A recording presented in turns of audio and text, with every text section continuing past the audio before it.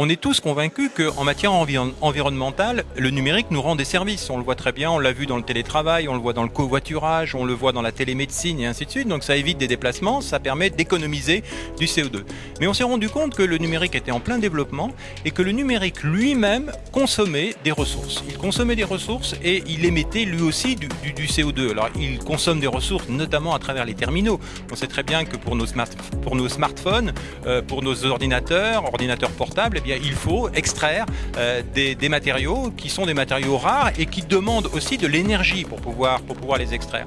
Et puis deuxièmement, on s'est rendu compte que les réseaux, on parle beaucoup de data centers par exemple, et bien que les équipements de ces réseaux consommaient eux-mêmes de l'énergie, soit pour faire fonctionner le système, ou soit tout simplement pour refroidir. Le numérique en lui-même est par essence consommateur et donc a une empreinte environnementale qui n'est pas négligeable. Ce rapport a permis déjà de sensibiliser l'ensemble des acteurs de la chaîne de valeur sur le fait qu'ils aient une empreinte et ceux-ci se sont engagés respectivement à diminuer leur propre empreinte et arriver, peut-être comme toutes les entreprises, à une neutralité carbone en 2050.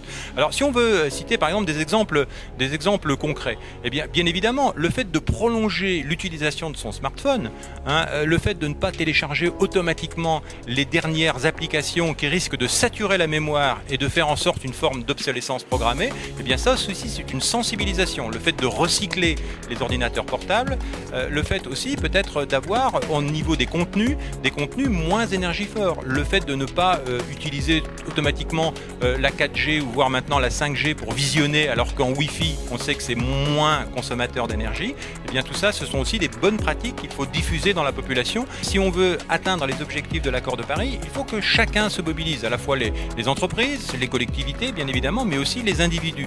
Et à partir du moment où il n'y a pas de secteur qui doivent être à l'écart d'une certaine façon, le numérique prend conscience que lui aussi il a une empreinte, même si elle est faible, mais cette empreinte, puisque les usages vont se décupler dans les années qui viennent, elle va prendre une importance beaucoup plus considérable.